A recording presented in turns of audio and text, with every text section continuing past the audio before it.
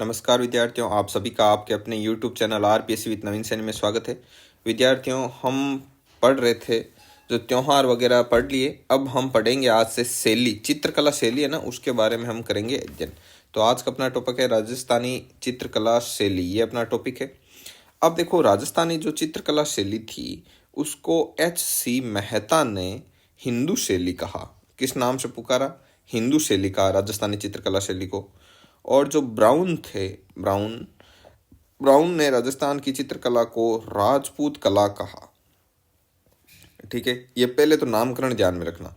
और आनंद कुमार स्वामी ने, ये मोस्ट इंपोर्टेंट है, ठीक है, आनंद कुमार स्वामी ने सर्वप्रथम 1916 ईस्वी में अपनी पुस्तक थी राजपूत पेंटिंग्स में राजपूत चित्रकला शैली का क्या किया था, विभाजन किया था।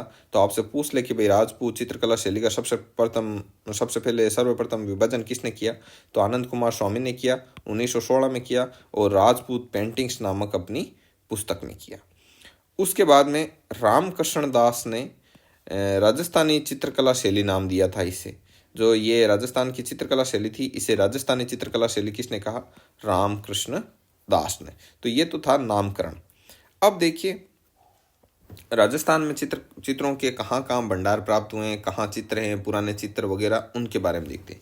राजस्थान के सर्वाधिक प्राचीन और चित्रित ग्रंथ, जो सबसे पुराने जो ग्रंथ हैं, सर्वाधिक प्राचीन चित्रित ग्रंथ, वो जैसलमेर के जीन भद्र सूरी ग्रंथ भंडार, तो जीन भद्र सूरी ग्रंथ भंडार है, वहाँ से प्राप्त हुए और 1060 ईस्वी के प्राप्त हुए। 1060 ईस्वी के समय के चित्र प्राप्त हुए जीन भद्र सूरी ग्रंथ भंडार से।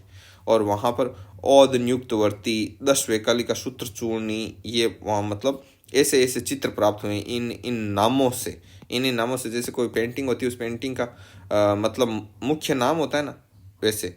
तो ये ग्रंथ वहाँ पर प्राप्त हुए हैं, ओद नियुक्त वृत्ति और 10 वैकलिका सूत्र चूर्णी।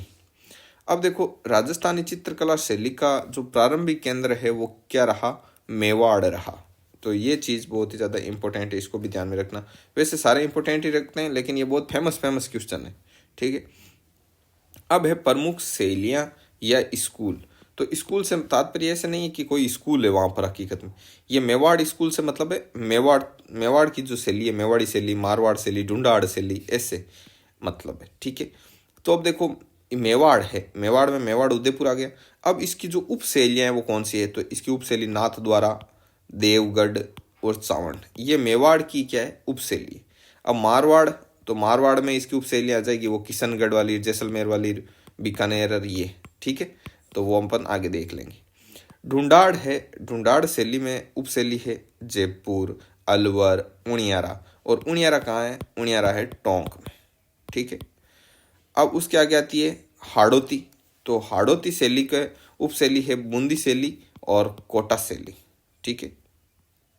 आगे देखो, आगे ये है ढूंढाड़ शैली।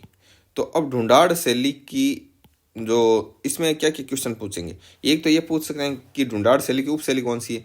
तो अलवर शैली और उनियारा शैली, ये क्या है? ढूंढाड़ शैली की उप शैलियाँ हैं, ठीक है। और हाड़ौती शैली में बूंदी और कोटा। मेवाड़ की उप शैलियों में देखो नाथद्वारा, चावंड, देवगढ़। मारवाड़ में किशनगढ़, जैसलमेर और बीकानेर। तो ये इनकी क्या होती है? उप शैलियाँ, ठीक है। तो अब हम देखते हैं कि क्वेश्चन कैसे पूछेगा। ऐसे पूछेगा जैसे बीकानेर शैली है, इसका समय, तो किस शासक का समय स्वर्णकाल कहलाता है? तो अभय सिंह का समय स्वर्णकाल कहलाता है। ढूंढाड़ शैली में प्रताप सिंह का समय स्वर्णकाल कहलाता है। अलवर शैली में विनय सिंह का समय स्वर्णकाल कहलाता है, ठीक है। और देख लिए जैसे कि कोटा और बूंदी शैली, इसमें उमेद सिंह का समय स्वर्णकाल कहलाता है। और मेवाड़ शैली का स्वर्णकाल ये आपके कहलाएगा, जैसे ये मेवाड़ में नाथ द्वारा और चावंड आते हैं, तो चावंड में अमर सिंह का समय स्वर्णकाल कहलाता है। नाथ द्वारा में राज सिंह का समय स्वर्णकाल कहलाता है। और बाकी ऐसे सब के बारे में अपन आगे अलग से डिटेल से पढ़ेंगे। एक बार मेन मुख्य तौर पर हमने यहाँ पर ये लिखे हैं ताकि आप एक नज़र में इनको देख लो। अब देखो, ये मेवाड़ शैली की उप शैली नाथ द्वारा, ये यहाँ पर चावंड, और ये यहाँ पर ये देवगढ़, ये चावंड और ये नाथ द्वारा है। ऐसे तीर करके नाथ द्वारा शब्द यहाँ लिखा है मैंने, नाथ द्वारा यहाँ। और ये यहाँ पर चावंड और ये यहाँ पर देवगढ़। अब देखो, अब मेवाड़ शैली के बारे में, अब एक एक शैली के बारे में डिटेल से अध्ययन करेंगे। तो सबसे पहले है मेवाड़ शैली। तो मेवाड़ शैली है, तो यहाँ पर प्रथम उपलब्ध चित्रित ग्रंथ है 1260 ईस्वी में उपलब्ध हुआ था। यहाँ पर प्रथम उपलब्ध चित्रित ग्रंथ 1260 ईस्वी का। उस समय शासक कौन था? रावल तेज सिंह। और उसने कौन सा चित्रित ग्रंथ लिखा था? प्रथम उपलब्ध चित्रित ग्रंथ कौन सा था? श्रावक प्रतिक्रमण सूत्र चूर्णी। और इस ग्रंथ को जो लिखने वाला जैसे चितेरा कौन था? कमल चंद्र। शासक रावल तेज सिंह। किस समय का है? 1260 ईस्वी का। प्रथम उपलब्ध चित्रित ग्रंथ है मेवाड़ शैली का और नाम है श्रावक प्रतिक्रमण सूत्र चूर्णी। अब देखो, मोक्कल के समय सुपासना है चरियम चित्रित ग्रंथ 1423 ईस्वी में हीरानंद ने बनाया था देलवाड़ा में। तो ये चीज़ क्या है, इसको समझो।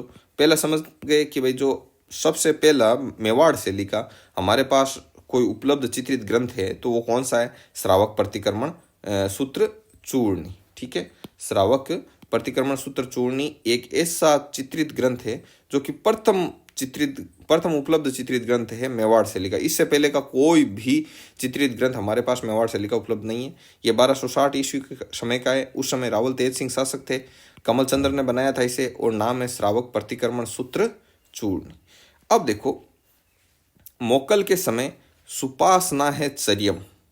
मोक्कल था, मोक्कल के समय का एक चित्रित ग्रंथ है सुपासना है चरियम और ये 1423 ईस्वी में किसने बनाया था? हीरानंद ने बनाया था। 1423 ईस्वी में हीरानंद ने बनाया था। उस समय शासक मोक्कल था और इस ग्रंथ का नाम सुपासना चरियम था और बनाया कहाँ था? देलवाड़ा में। उसके बाद में राणा कुंभा का भी योगदान रहा। तो राणा कुंभा का क्या योगदान है मेवाड़ शैली में? तो राणा कुंभा का इतना योगदान है मेवाड़ शैली में कि इसे राजस्थान में चित्रकला का क्या कहते हैं? जनक कहते हैं। उसके बाद में राणा जगत सिंह फर्स्ट। तो राणा जगत सिंह फर्स्ट का समय है वो मेवाड़ शैली का क्या कहलाता है? स्वर्णकाल कहलाता है। इसलिए यहाँ पर ये जगत सिंह लिखा हुआ है। मेवाड़ शैली का जो स्वर्णकाल है वो जगत सिंह फर्स्ट का टाइम कहलाता है। तो राजमहलों में चितेरों की ओवरी का निर्माण करवाया और जिसे तस्वीरारों कारखानों कहा जाता है। यह फैक्ट बहुत ही ज़्यादा इम्पोर्टेंट है, ध्यान में रखना। ठीक है, अब देखो, जो ये जगत सिंह था फर्स्ट, इसने चितेरों की ओवरी, चितेरों से क्या मतलब है? देखो, चितेरा का मतलब होता है चित्रकार। क्या मतलब होता है इसका? चित्रकार। ओवरी मतलब जैसे घर टाइप, जैसे एक ऐसे बना लिया, बड़ा सा हॉल बना दिया तो इसे नाम दे दिया चितेरों की ओवरी, मतलब चितेरों का घर। तो चितेरे मतलब चित्रकार, चित्रकारों का घर। अंदर चित्रकार ही चित्रकार बिठा दिए और बोले कि आपका काम ही यही है, सुबह से शाम तक क्या बनाओ? चित्र बनाओ। तो बस ये चित्र बनाते रहते अच्छे अच्छे, समझ गए? अब तो चित्र को क्या बोलते हैं? तस्वीर। अब तस्वीरें बना दी तो ये एक तरीके से यहाँ पर तस्वीरें तैयार हो रही है। तो कोई माल जहाँ तैयार होता है वो क्या कहलाता है? कारखाना। तो ये हो गया तस्वीरों कारखानों, तस्वीरों का कारखाना। आगे बात समझ में? इस प्रकार से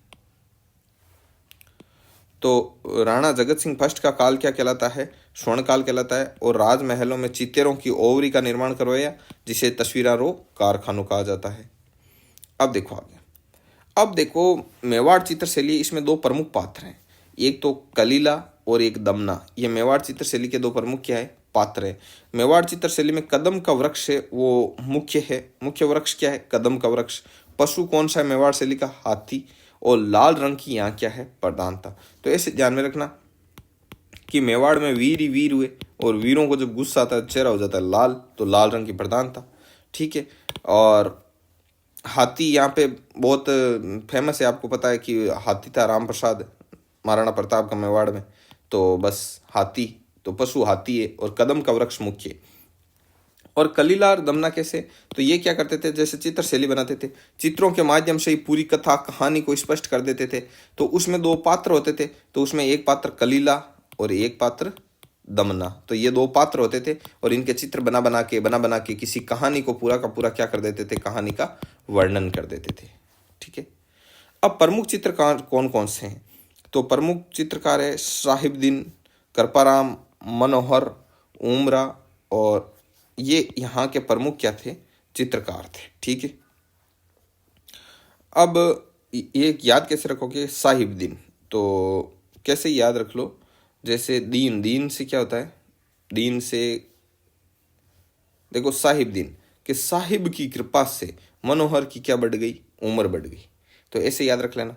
अब देखो महाराणा संग्राम सिंह सेकंड के समय नूरुद्दीन नामक चित्रकार हुआ था जिसने पंचतंत्र पर अनेक क्या बनाए थे, चित्र बनाए थे। तो ये थोड़ा ध्यान रखना कि संग्राम सिंह सेकंड के समय नूरुद्दीन नाम का एक चित्रकार हुआ था जिसने पंचतंत्र पर अनेक क्या बनाए थे, चित्र बनाए थे। अब देखो जगत सिंह के समय रागमाला, गीता गोविंद, रसिक प्रिया, भगवत पुराण, साहिब दिन, भगवत पुराण किसने लिखा था, साहिब, भगवत पुराण पर जो चित्र वगैरह किसने बनाए थे, साहिब दिन ने। रामायण पर मनोहर ने, इत्यादि पर क्या बनाए थे, चित्र बनाए थे। और मेवाड़ शैली से राजस्थानी चित्रकला शैली का क्या माना जाता है, उद्गम माना जाता है कि जो राजस्थानी चित्रकला शैली है उसका उद्गम कहाँ से हुआ था, मेवाड़ शैली से हुआ था। इसलिए राजस्थानी चित्रकला शैली का उद्गम केंद्र भी किसे कहते हैं, मेवाड़ शैली को। ठीक है विद्यार्थियों, तो बस आज की क्लास में इतना ही। ये पीडीएफ यदि आप प्राप्त करना चाहते हो तो हमारे टेलीग्राम जो चैनल है उसको ज्वाइन कर लेना, वहाँ पर सारी पीडीएफ उपलब्ध है और टेलीग्राम का जो लिंक है वो डिस्क्रिप्शन में दे रखा है। तो ठीक है विद्यार्थियों, मिलते हैं नेक्स्ट वीडियो में, तब तक के लिए जय हिंद, जय भारत।